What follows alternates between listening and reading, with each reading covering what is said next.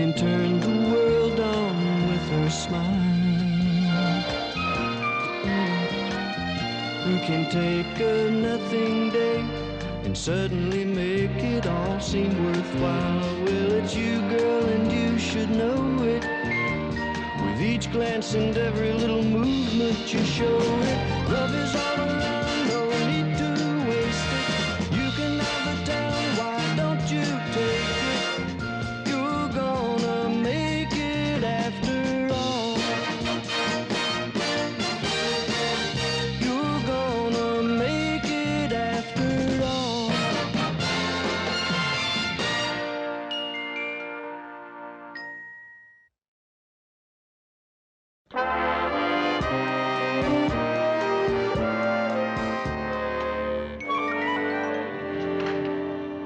Murray? Yeah? I just got a challenge from the guys at Channel 10 for another softball game. I want you to catch. Oh, hey, no, Lou, I don't want to catch. Yeah, what difference does a position make? Pitch, catch, who cares? Who's going to pitch? I am. You pitched the last time. You always pitch, Lou. Come on, let me pitch. All right, you can pitch. Hey, I'll thanks, catch. Let's see. I'll get Fred to play first. And then I'll get you. What about me? What do you mean, what about you? What about you? Well, Mr. Grant, you are going to include women on the softball team, aren't you? Oh, come on. Don't start with that. It's been such a nice day. The sun was shining.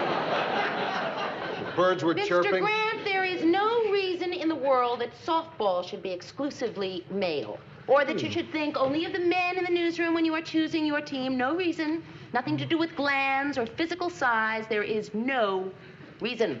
Okay, Mary. Okay, you're right. What position do you play? Name some of the positions. I'll keep you in mind. Guys, just heard about the challenge from Channel 10. Kind of short notice, but I'll keep my pitching arm in shape. Never mind, Ted. Murray's gonna pitch. What do you mean, Murray? Why Murray? Lou said I could. Well, it's my turn, Lou. I mean, let me pitch. I mean, it's not fair. Please, Lou. Let him pitch, Murray. No, Lou, you promised I could pitch. Mr. Grant, I take it all back. I never want to hear women doing this. Ted, Murray's gonna pitch. Well, if he pitches, I'm not playing. You will if I say so. Okay, I'll play. But I'll play lousy. I'll do everything wrong, make a laughing stock out of the newsroom. That's all we've ever asked you for, Ted. Let's go, Newsies. Hop to it. Come on, Lou. It's time for the station manager's reception. Oh, yeah. I'll get my jacket. Reception? I don't know anything about a reception. Who's it for? Carl Heller. Professor Carl Heller. Oh, Professor Carl Heller. Well, that's different. Why don't you say so? Ted, do you have the slightest idea who Carl Heller is? Well, of course I do, Mary. He's a famous scientist. I know. Psychiatrist? Podiatrist. The governor of Minnesota? You don't even know who our governor is? Well, they keep changing every 3 or 4 years. Carl Heller is a friend of the station manager's. Former Harvard professor. You must have heard of him, Ted. He's been on all the talk shows. He's always writing articles for magazines. He'll be teaching a few courses here at the university. Oh, big deal. You know what they say about teaching? Those who can do, those who can't don't. As I told Johnny Carson, 5 minutes is inadequate to review a book of any merit. But for this piece of trash, it was excessive. Oh, gee, I kind of like that book. I thought it had real atmosphere. So does a garbage dump. But they don't expect you to read it.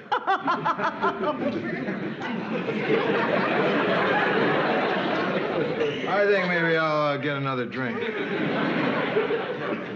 Carl, I'd like you to meet Mary Richards, the producer of our news. I'm charmed. How do you do? Tell me, Miss Richards, are all the women in Minneapolis as lovely as you? Yes. I just adored your article in Harper's, Carl, on modern theater. Oh, yes. I love the theater. I just saw a revival of My Fair Lady. What a perfect show. Well, I personally have nothing against derivative schmaltz. Granted, it has flaws. But I don't see how a marriage of second-rate Shaw with third-rate operetta can produce anything but drivel. Not a great show by any means, but the costumes... Hollow pomp, draped in fruity decadence. Check. I think I'm going to just get another drink. I think the proper function of drama should be to shatter our complacency and to scar our souls. I do that on my show. Professor, I'm Murray Slaughter. I've enjoyed your writing. Thank you, thank you. I'd rather you hadn't. What we enjoy, we forget. What irritates stays with us. That reminds me. Do you know Ted Baxter? Professor, I understand your ace is in the brain game. Of whom is this person doing a parody? We had a couple of eggheads in my family, and yet I'm the one who became rich and famous. Funny, isn't it? No, not really. One never goes broke underestimating the public's taste. Aha! Aha!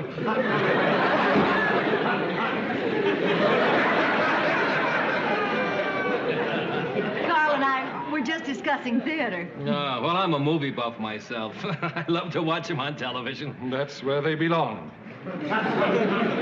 Come on, you must like some movies. Well, at its best, which it seldom is, a film can be powerful. There was one absolutely first-rate Ukrainian film at the last festival. It was called Blood on a Dog's Face. It was about deformity. Oh, boy. But somehow the subtitles missed all the whimsy. Well, maybe I should get another drink for when I finish this. You want to know something? That guy has a pain in the neck. I have an even lower opinion of him. Well, you all met the guest of honor? Oh, sure I have. And what do you think? Haven't stopped talking about him. Ah, good. Then you're going to love the brainstorm I just had. I feel that the 6 o'clock news has become bland and predictable. Huh? Well, it lacks controversy, Lou. And I was just thinking, wouldn't Carl be a great addition? To what? To the news. Critic at large, regular spot once a week. Books, movies, restaurants, theater, you name it. Critic at large? Well, let's try it one night, Lou, see how it goes. I like the idea myself. But why are you so set on the idea of using Carl Heller? Because he's honest, Mary, because he says what he really thinks, and I prize that quality above all others. Ah, well, in that case, would you like to know what I really think of this idea? No.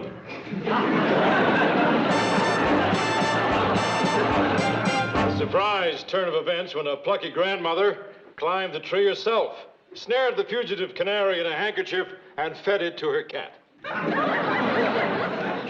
Carl Heller's coming on. And now it's time to introduce WGM's new critic at large, Carl Heller. We hope you enjoy him, but it's just a tryout, so if he bombs, he goes right down the old.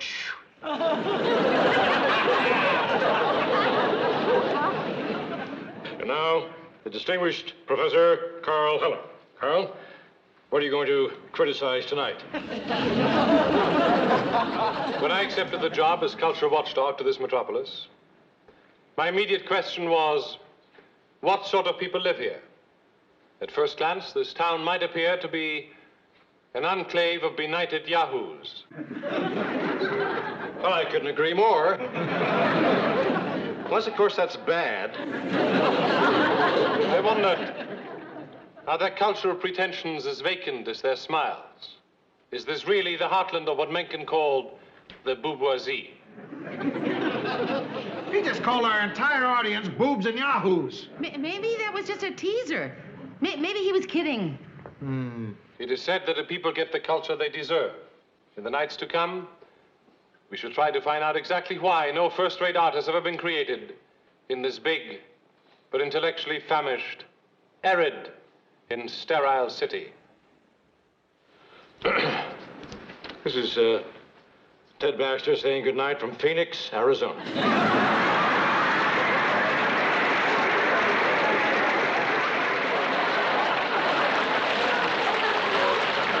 intellectually famished, arid, sterile city. How could he say that about Minneapolis? That is the cruelest man I have ever seen. I think I'm in love. Hello? Hey, wait a minute. That is not our responsibility, mister. We don't know. Hello? Yes, I know. No. Yes, I know. No, it was not our idea. No, it really... No, we are not responsible. No, that does not reflect our opinion. I think we have just witnessed the shortest career in the history of television. Well, how was that for openness? How was that? You want to know how that was? 55 calls. 55 angry phone calls through the switchboard in 1 minute. I can't believe it. Well, you should hear the calls we're getting here. Listen, Carl. I know I said I'd like you to appear on the show once a week, but I've changed my mind. Once a week isn't enough. I'd like to make this a nightly event. And speaking of nightly events, we ought to get to know each other better. Now, what are you doing? You yourself said we never had so many complaints. Exactly, Lou. Complaints mean controversy. And controversy builds ratings. Well, if controversy is all you want, Mel, why don't we just have Mary here deliver the news topless?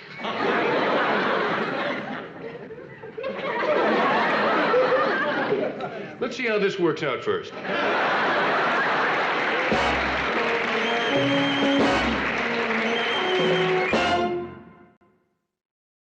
What a man, Mary, and what poise. Oh, he really knows how to treat a woman. Not once did I have to yell start. It's the worst game I ever played in my life. Boy, were we lousy. Really miserable. We just look rotten. Our entire team got one hit. Take me out to the boat. Guess who got it? Hey, guys, it's just a game. Matters not who won or lost, only that I played great and the rest of you sucked eggs. Ted, just because you got a lucky hit doesn't mean you played great. Lucky? You call my hit lucky, Mary? I do. With 2 out in the ninth and us 26 runs behind, Ted, I really don't believe anyone was expecting you to bunt. And how many lucky hits did you have, Lou? Let me see. What was my average? 1 out of 3. Wait a minute. I walked. That doesn't count. 1 out of 2. 1 out of 2. Not bad. Let me know the next time either of you bats 400. Mr. Grant, does this mean we may have heard the end of softball for a while? No, Mary, does not mean that. It means that we're going to shake this team up, have some practices, challenge Channel 10 again, and beat the daylights out of them. Oh, Lou, you are so adorable when you're childish. I imagine at your age, everyone seems childish. Must be my maternal instinct. Right now I have an overwhelming urge to diaper your head. Mr. Grant, the reason I asked that question is that if we could table sports for just a while, I would like to discuss our resident critic. Yeah, you're right. We're going to have to do something about that jerk. Well, now, wait just a minute. I will not have Carl Heller called a jerk by anybody. Well, you may not agree with the man's opinions, but he is charming, witty, intelligent. Mary, I wondered, did you have any plans for this evening? And desperately hard up. I've been given the name of what is purported to be the best French restaurant in town. I just wondered if you care to dine with me tonight. Well, Would you excuse us for a minute, Carl? Mary, can I see you for a moment? Something important came up. Just stay right there. We'll be right back in a second. It's really not important. She'll be right back.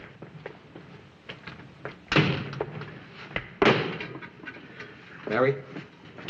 Now, I think you'll agree with me that I seldom get involved in your social life. Right? are you kidding? You constantly get involved in my social life. Right. Okay. Mary, since I constantly get involved in your social life, I think you'll agree with me that one more time won't hurt. She'll be right out, Carl. Now, Somebody's got to talk to Carl about toning down his reviews. And nothing puts a guy in a more receptive mood than good food, good wine, and the company of a beautiful woman. Now, I am going to ask you to go out with Carl for the good of the station and everybody involved. So, Mary, please, for everybody's sake, won't you go out with him? Sure, I was going to say yes anyway.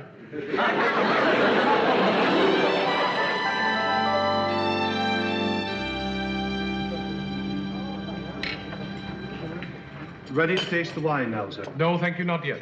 I would like to give it a little time to breathe. I think it has breathed sufficiently, sir. I will be the judge of that. As you wish.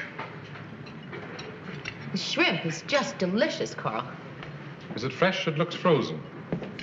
Well, I don't know. It doesn't seem to really matter, though. It's very good. But, Mary, it should be fresh. It would be an outrage to serve frozen shrimp at prices like these. Let me try them. Fresh. Very fresh. Everything all right? Fresh. Fine. Thank you. Fine. I thought his manner was a little perfunctory, didn't you? Perhaps I should speak with him. No, Carl, please, no. Everything is just lovely, really. And thank you very much for inviting me. Mary, I have to confess that I have a weakness for the company of beautiful women. Well, thank you very much. I have very high standards in women, as in everything. Well, that's very Only nice. the best will do. Would you like some wine? Yes, thank you.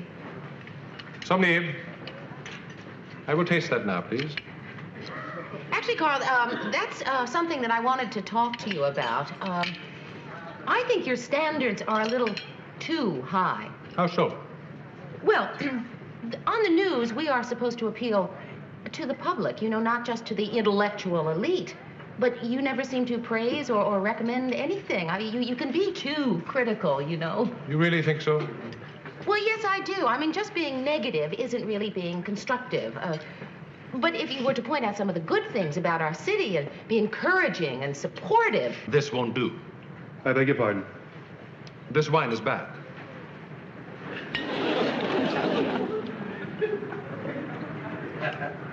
It tastes fine to me, sir. Monsieur, I do not care how it tastes to you. Would you kindly bring another bottle? I'll speak to the maitre d'. How dare they? I mean, how do they have the gall to serve wine like that? I don't know. Carl, is it really important enough to make such a... I tell you how they dare, Mary. The public puts up with it. People are cattle. They'll accept anything. Well, I won't. Something the matter with the wine, sir? Something the matter with it? Yes, you might say that. Carl, it really doesn't matter. I didn't want to wine. Besides the fact that it has no bouquet, no body, no character, it is corked, cloudy, bitter, overpriced, and totally unacceptable. Maybe that first swallow just went down the wrong way. I'm afraid my sommelier doesn't agree with you. I don't care whether your sommelier agrees with me or not.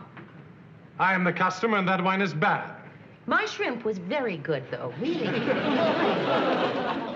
I know wine, and this is an outrage. Carl, please.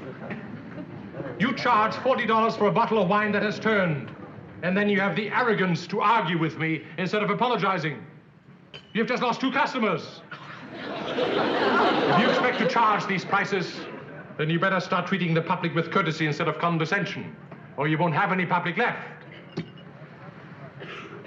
Come on, Mary, let's go.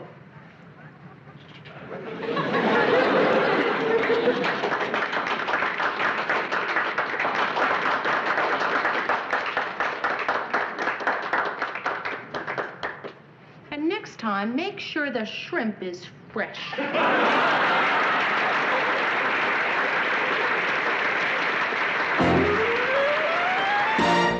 Miss LaRue later explained her costume to vice squad officers by saying she was an unemployed lion tamer. Tonight, our critic at large turns his attention to the TV scene. Carl? Well, I wonder who Jack the Ripper will attack tonight. I think it is only fair that we apply the same critical standards to television that we do to anything else. Very sound thinking. Thank you. I think our first task ought to be to put our own house in order. Just call them the way you see them, Carl. Let the chipperinos fall where they may. What you're watching at this very moment is a classic example of what is wrong with television in this town. It is the pursuit of personality at the expense of competence. I'm not sure I understand. I'm sure you don't.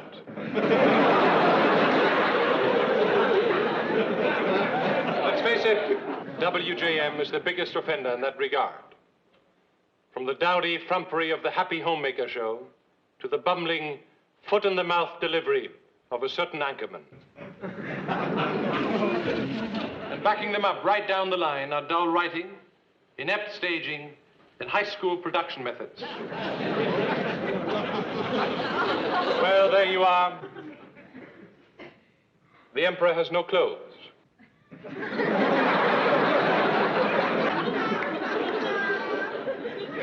Tomorrow we shall look at some of the other stations in town and see if they fare any better. Meanwhile, this is Carl Heller saying, let the viewer beware.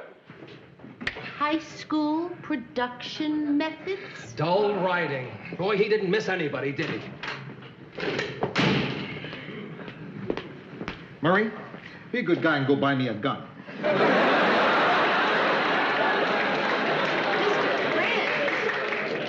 Look, Lou, I don't like this any better than you do, but we've got to stay calm. I'm calm. That's one of the things the Army taught me. How to kill calmly. Bumbling?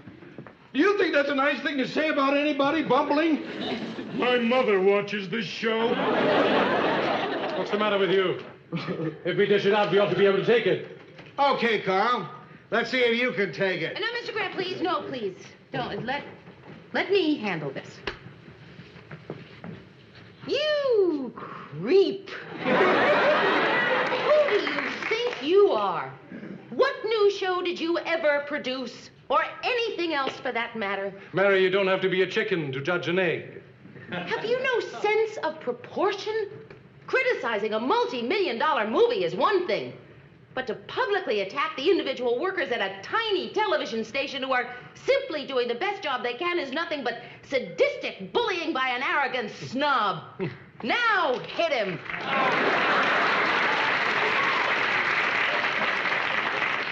Lou, I'll flip you for it. Come, come, gentlemen, I'm not afraid of either of you. You're not? You wouldn't hit me, Lou, because that would mean that you can't take criticism. And deep down, both of you know that my criticism was just. And in your business, you can't attack old-fashioned honesty, can you?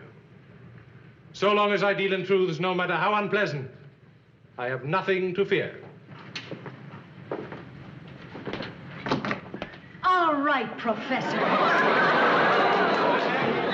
have nothing to fear from you either. You're sensible, rational people. And sensible, rational people do not throw either pies or punches at someone's face for simply stating an honest opinion. Only a fool would vent his frustration in those ways.